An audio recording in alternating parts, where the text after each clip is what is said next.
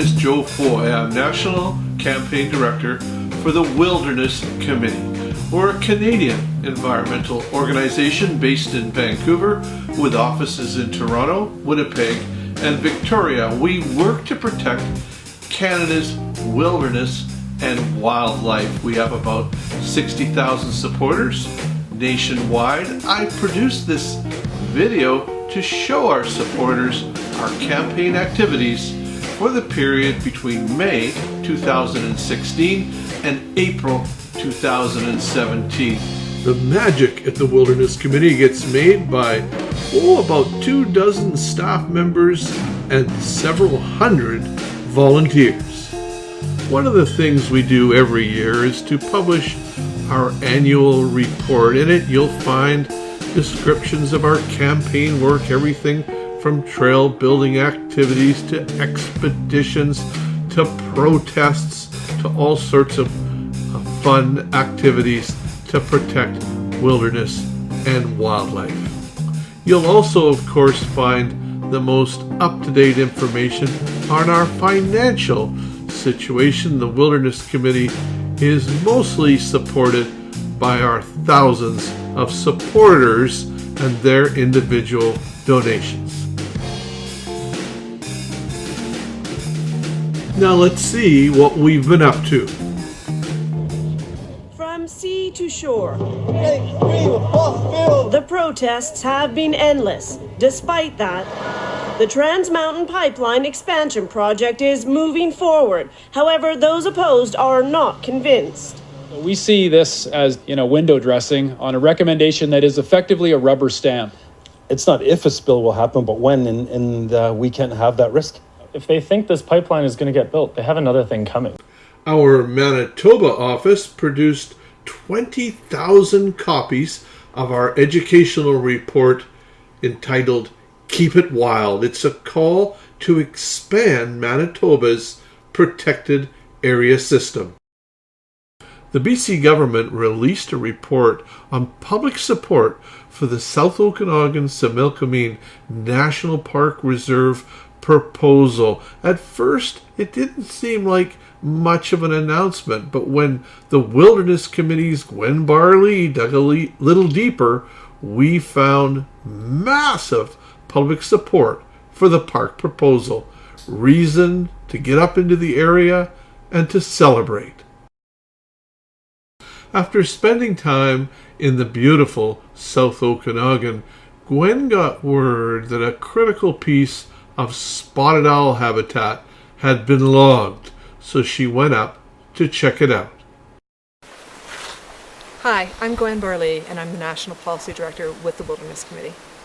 Today I'm standing here in the Lillooet Valley in the middle of spotted owl habitat. Now obviously this habitat won't support any spotted owls for decades to come. In BC we're down to just 12 spotted owls in the wild, and that's the only place they're found in all of Canada. 100 years ago we had about 1,000 spotted owls in the wild, but because of ongoing logging and destruction of their habitat, that's why we're down to just a little over a handful. I attended the SSN First Nations Environmental Assessment meeting on the proposed Ajax copper open pit mine. The Wilderness Committee opposes the mine. While there, I saw Grand Chief Stuart Phillip, who also opposes the mine. This environmental assessment was a real groundbreaker, the first First Nations environmental assessment process in the country. Gwen Barley received distressing news from Summit Lake, British Columbia, that new logging road construction and the appearance of logging equipment right in the middle of western toad critical habitat was putting their survival at risk. Our allies, the Valhalla Wilderness Society, sent video of what was happening down to us. We immediately called on the provincial government to protect the 700 hectares of forest there. All these little guys are all hiding under rocks and things. Rocks and little crevices, and this was graded 4 days ago. Probably in this little area there's hundreds, and they're working this interface. Look up ahead, look at them go. We published 30,000 copies of this Wilderness Committee education report entitled Defend BC's Wildlife. It was written by Policy Director Gwen Barley and calls for BC provincial endangered species legislation to protect the habitat of our many species at risk. Eric Rader, the Wilderness Committee campaign director in Winnipeg, hosted an exciting cycling project called Bike for the Boo, where people were given the opportunity to ride their bikes through important caribou habitat in the boreal forest. We need you to get involved in helping protect woodland caribou. We'd like you to come on an overnight cycling trip with us, camp in this area, learn more about woodland caribou, learn more about what's happening with them in the province, and find out ways that you can help protect this iconic species of the boreal forest. You can learn more by logging on to our website, wildernesscommittee.org/Manitoba. Then Wilderness Committee Policy Director Gwen Barley got some good news from the southern prairies. Sage grouse numbers were up for the second year in a row. This all due to a court case we had launched with allies several years ago, backed by lawyers from Eco-Justice, that got critical habitat protected. Then our volunteer trail crew traveled to the fabulous old-growth forests of the Tloquet First Nations Tribal Park on Mears Island. They were led by Vancouver Island campaigner Torrance Cost. We got a tip that important spotted owl habitat was about to be logged. We went out to check this out. The spotted owl, of course, is an endangered species, and we made the call for the province to finally enact its own endangered species legislation to prevent this from happening. So we're here in this beautiful old forest at the end of the logging road, and we're in this area set aside as a wildlife habitat area for the protection of spotted owls. We can hear the wind in the trees. The area where I'm standing is slated to be logged.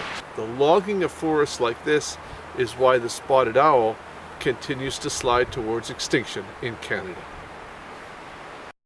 Then Torrance Cost and Emily Hoffpar from our Victoria office on Vancouver Island headed out to the fabulous forests of Walburn Valley. There they documented recent logging of old-growth trees.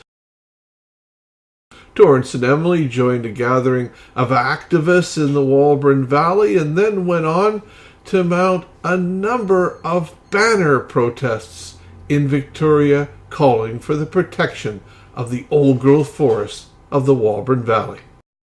The Wilderness Committee and our allies continued to throw everything we could at the campaign to stop the Site C Dam from ruining the beautiful Peace River Valley. Meanwhile, a group of scientists is urging Ottawa to stop development on the Site C hydroelectric project, calling the massive dam on the Peace River a bellwether for the federal government. My guest this morning is Joe Foyt, National Campaign Director for the Wilderness Committee. Hi, Joe. Hi, Pamela. Well, this is a really big deal, and, it's all part of the beginning of the end for the Site C Dam. This is the Royal Society of Canada. It represents the finest of our researchers and scientists right across the country, and they've done more than issue a statement. They've really dug into the Site C Dam fiasco.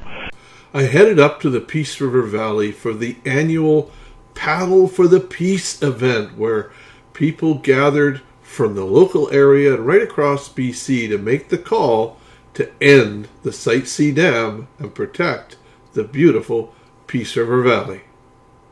Here, my name is Joe Foy, and I'm from the Wilderness Committee, and I'm very happy to keep coming back to the Paddle for the Peace and to fight until we get this terrible project which would put this beautiful valley underwater, dead and gone. And you're going to hear a lot more about how this year is a very special year because now the fight gets real.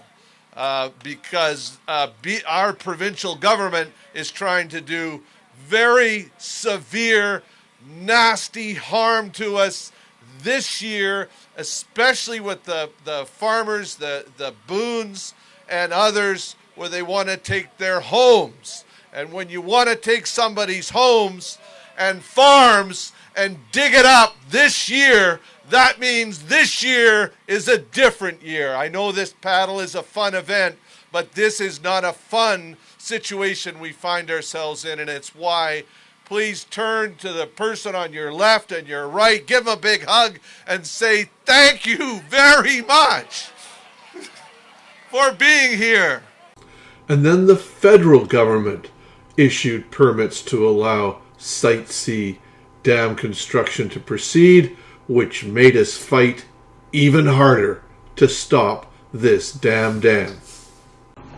Earlier this week, the federal government issued 2 more permits for the ongoing construction of the Site C dam project in northeast BC. The move came despite opposition from local First Nations, political leaders, and landowners. The $9 billion dam will be the 3rd hydroelectric project on the Peace River. Joe Foy of the Wilderness Committee says, although everyone is disappointed with the federal government's decision, it's not over yet. This fight is not over. It's just getting started. More and more people know about how many billions of dollars are being wasted on the Site C dam project.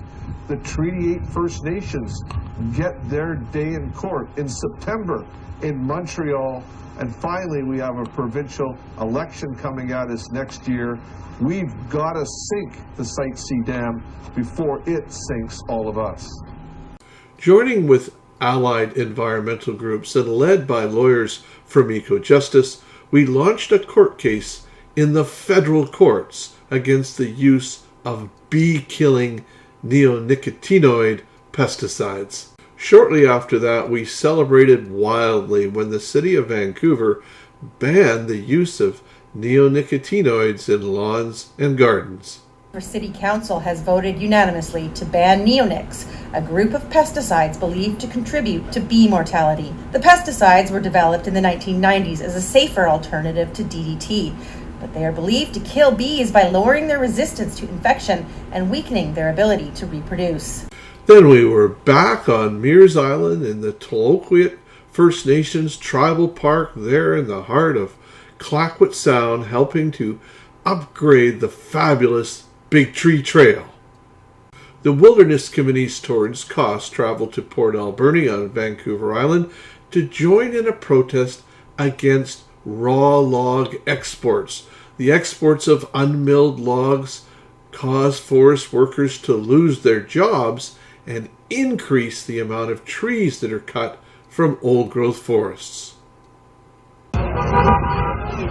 They wind their way through the streets of Port Alberni. Many of these protesters used to work in mills on Vancouver Island. This is not the first rally that I've dealt with bad forest policy that the government's brought in, including raw log exports. It's been a constant concern for the residents of Port Alberni and the workers here too.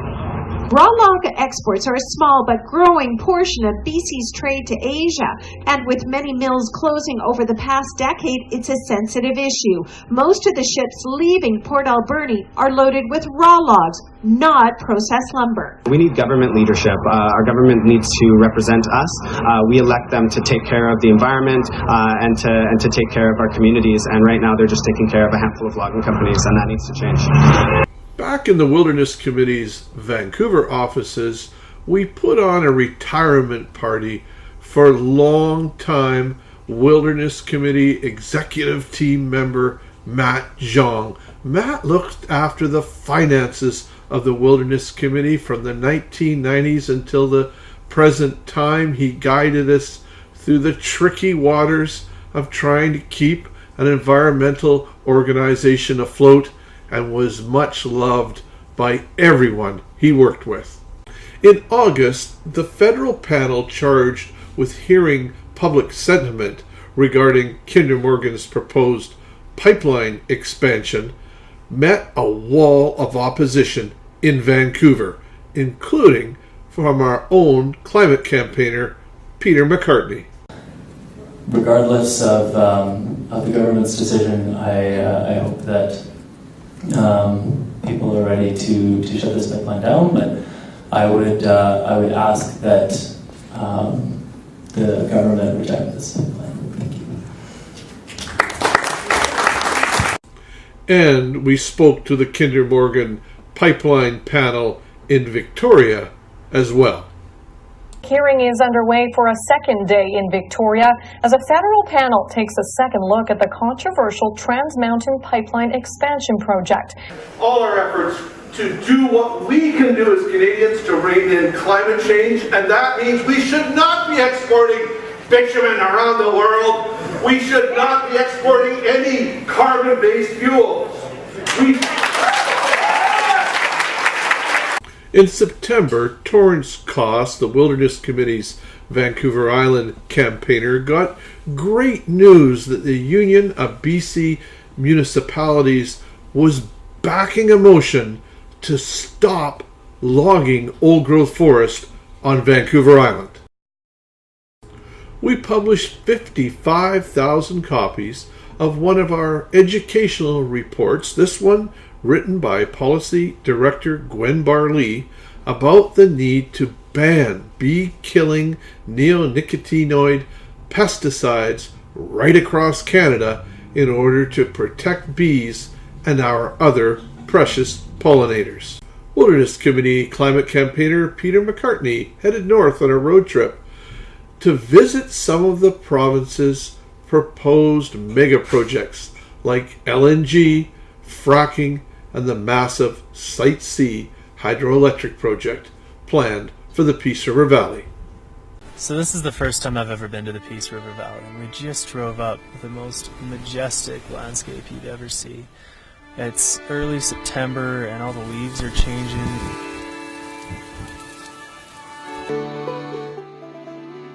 We're being forced to start over if we don't get this project stopped. So construction is happening at the dam site, but nothing irreversible yet. The legal challenges are ongoing. This Class 1 farmland up here, it's the only Class 1 farmland north of Quesnel in British Columbia. It would all be flooded if Site C goes ahead. In October, back in Vancouver, the Wilderness Committee, together with our allies, the Council of Canadians and Fight C, put on a town hall meeting asking the question, how are we going to stop the Site C dam? For the news tonight, it is a mammoth project with plenty of opponents. The Site C dam has been years in the making, but tonight dozens of people packed a local community center to protest the project and discuss how to stop it. Our Brenna Rose was there. There's going to be an irreplaceable loss if it goes ahead. Their message is unwavering. I'm frustrated, I'm heartsick, and I'm angry, and I want to do something about this. And I think a lot of you do too. The group packed Vancouver's Roundhouse Community Centre, poised and ready to take aim at the Site C dam. This $9 billion project has no use. High a cost for Joe Foy. We'll just continue to lose, every one of us, a fortune. Not to mention the farmers that lose their land and the First Nations that lose their territory. It's one of the worst mistakes I've ever seen made by a government in the province of British Columbia. We joined with a number of environmental group allies to support Mining Watch and their private prosecution against the operators of the Mount Polley mine and against the BC government for their role in the disaster of 2014, which resulted in the tailings dam at Mount Polley rupturing, spewing its contents all the way down into Quesnel Lake. Then, as we do once every year, all of us from all the offices of the Wilderness Committee came together to plan the next 12 months of wilderness and wildlife protection work. Then in November, in Vancouver, it was time for the first ever screening of our film Toad People, the story about people right across the province of British Columbia who love wildlife, who work for their preservation, and who want very much to see the province enact strong endangered species legislation. It was a wonderful, wonderful evening.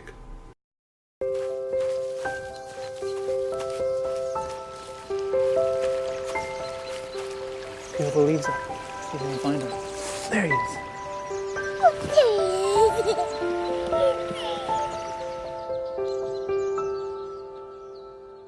The whole road was just covered with them. It was just masses of them. These thousands of toads just hopping across the road. It was so many at one time there, they're just in motion. So just like a carpet moving.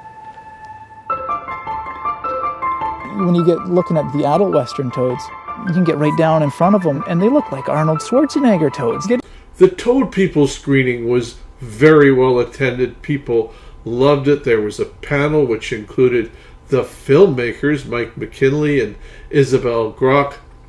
We used this event as a template to then go out and crisscross the province, showing communities the film and using it as a gathering point to talk about getting endangered species legislation for the province of BC. At our annual general meeting, it was time to give out our Eugene Rogers Environmental Award for exceptional environmental activism. In 2016, this award went to Valerie Langer for her tireless efforts to protect the ancient rainforests of coastal British Columbia. Hello everybody from the Wilderness Committee. It's your friend Valerie Langer. I happen to be in New York City, so I can't join you in Vancouver today. I tell you, if you're a tree in New York City, you have to work really hard because there are so few per capita. That's something that's really special about British Columbia, that we have such enormous expanses of forest. I've had a kinship with forests since I was a kid. When I work to help protect forests and wild spaces, to me it's like helping out good friends. But British Columbia, we've got a tremendous responsibility to protect forests because they are the best defense, the best natural defense against climate change. They're also home to so many wonderful species which we share the planet with. I want to keep on doing this work. I want to keep doing it with you. And as we move forward, I'm looking forward to many bigger, better successes, from Clayoquot to the Great Bear Rainforest to places like the Flathead grasslands like the Chilcotin. I think in British Columbia we have a lot of success ahead of us, and I want to be there with you to make this happen. Thanks so much for awarding me the Eugene Rogers Award. I would have done this anyhow, but it's just an extra special icing on the top for the work I do. Thanks. The Wilderness Committee joined in a massive rally in Vancouver against the proposed Kinder Morgan pipeline expansion. All the thousands of people who attended hoped that Ottawa was listening. Kinder Morgan's got to go, hey, hey, hey, hey, Trudeau! Kinder Morgan's got to go, hey, hey, Trudeau! Kinder Morgan's got to go, hey, hey, Trudeau!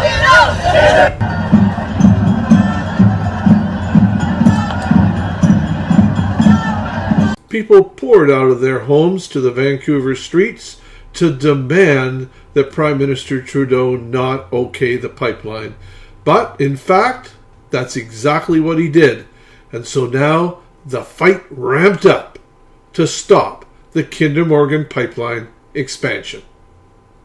Even an elementary school student would know that you can protect the environment or you can build tar sands pipelines, but you cannot do both.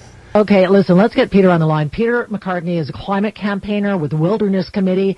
You know, I'm from Alberta, and I feel for the people in Alberta. I'm going back here. I know things are tough, but the truth is this pipeline isn't going to raise the price of oil. It's not going to do anything for the people of Alberta, and they've been sold this idea that all they need is a pipeline, when it's really a political decision and not an economic one. Jeff Rubin was out in the CBC today, the leading economist for CIBC, and he said the economic case for this pipeline isn't there. And then BC Premier Christy Clark gave the province's okay for Kinder Morgan's pipeline expansion. It only made people more determined to stop this tar sands pipeline. It's a massive amount of carbon pollution right at the moment when the world needs to be turning away from fossil fuels. Bringing ships onto our coast that carry 750,000 barrels of dirty tar sands oil that we know we can't clean up would be a disaster for the west coast here. And people are very concerned that when one of these ships goes down in our harbor, that people aren't going to be able to clean it up and we'll be stuck with tarred beaches for decades. And then great news from Clayoquot Sound, where the Jahzzar First Nation have completed a land use plan for their territory and banned mining and clear-cut logging. We joined with our friends Raven Trust and the Council of Canadians to put on a fundraiser to help the Chilcotin Nation defend their territory, including beautiful Fish Lake, in court against Taseko Mines.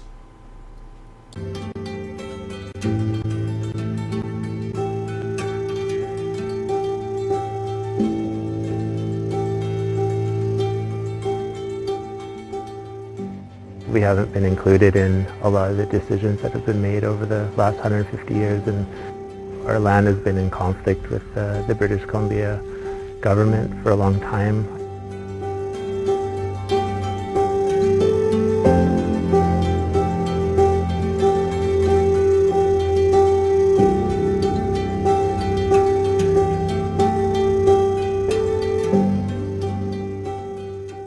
This is a moment of time that, we can reduce our conflict, we can come together and try to resolve things through our perspective as well.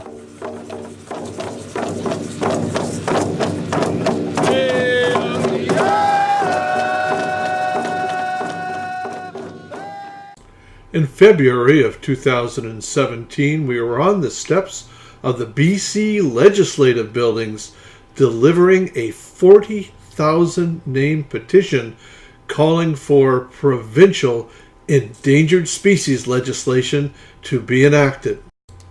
Then we published 20,000 copies of our education report entitled Vote Wild.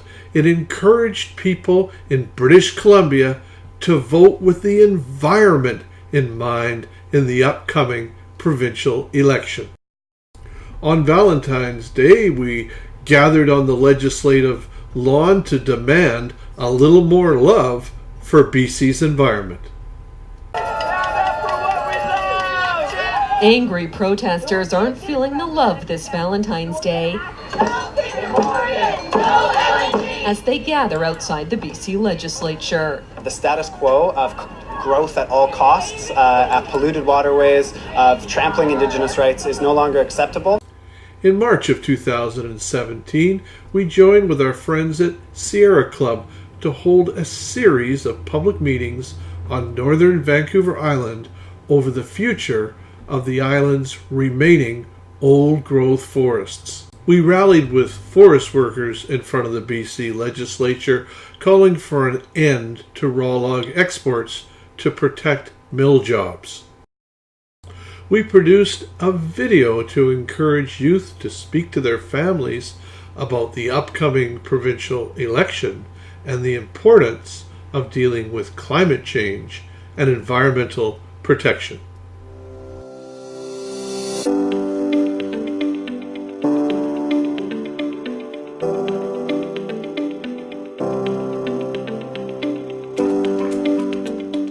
Now this is the perfect day for having a little bit of hot chocolate, do you think?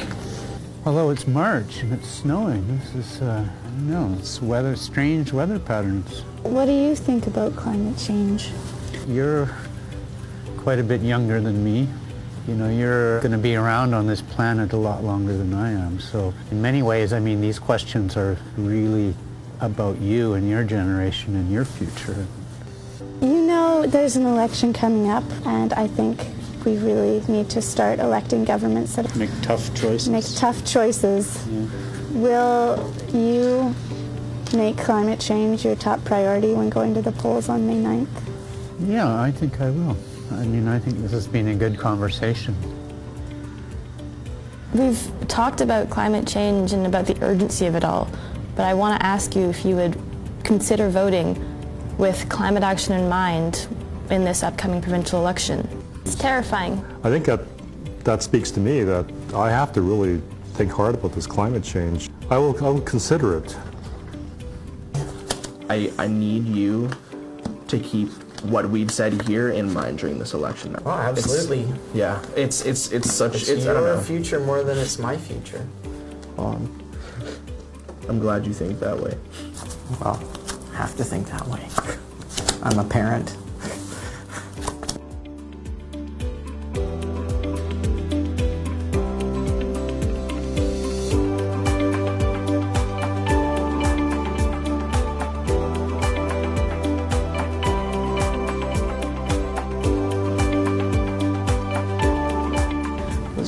Really encouraging.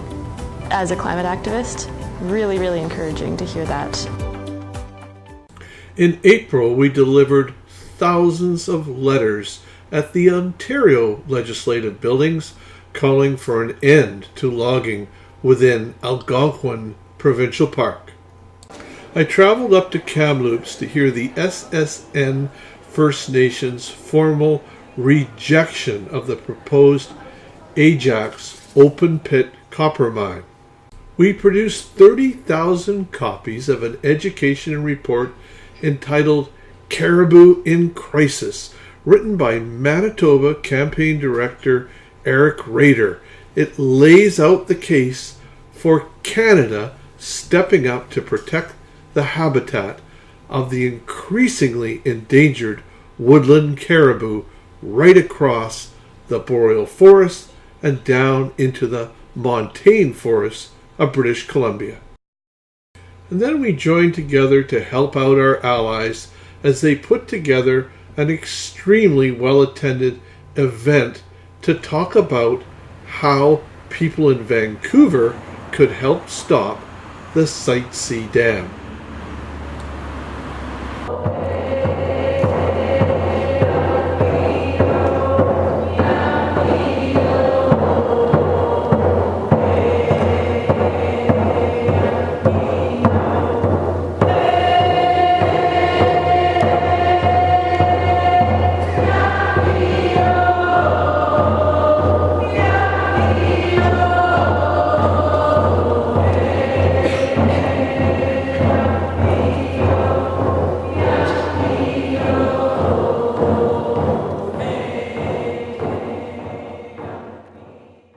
We had an information table at the event which featured speakers such as Joan Phillip, Grand Chief Stuart Phillip of the Union of BC Indian Chiefs, and Harry Swain, who had originally headed up the environmental assessment of the Site C Dam and is now firmly in opposition to it. Shortly after the reporting period of this video, to the great dismay of her friends, family, co-workers, and colleagues throughout the environmental movement, Gwen Barlee passed away far too young. This is what then opposition leader John Horgan had to say in the legislature about his friend and about great person and British Columbian Gwen Barlee. Of its official opposition. Thank you, Honourable Speaker, and it's with great sadness that I rise today to mark the passing of Gwen Barlee. Gwen was the daughter of Bill Barlee, a member of this House, but she was much more than that. She was a tireless champion for the environment and a good personal friend of mine.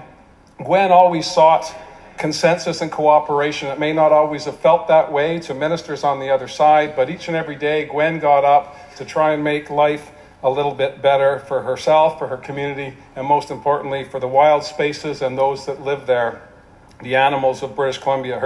Her biggest attempt to get species at risk legislation through this legislature may be something that we could look forward to as a legacy for her good works.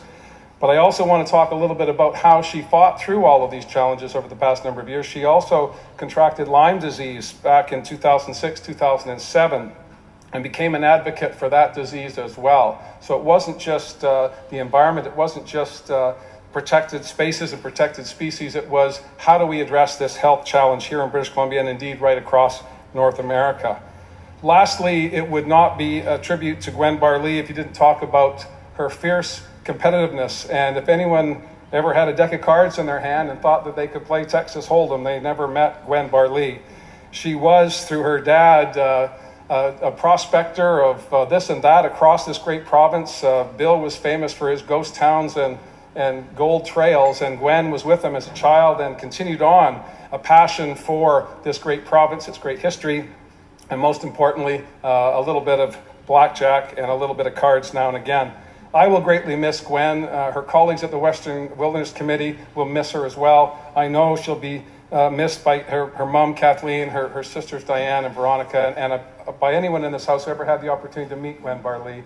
It's a very, very sad day, but I believe we should all go on with her in our hearts and her in our minds as we bring forward legislation to protect those wonderful places that are so important to her. Well, that's all I have for now. If you would like to join in the fight to protect Canada's wild nature, please go to our website, wildernesscommittee.org. That's wildernesscommittee.org.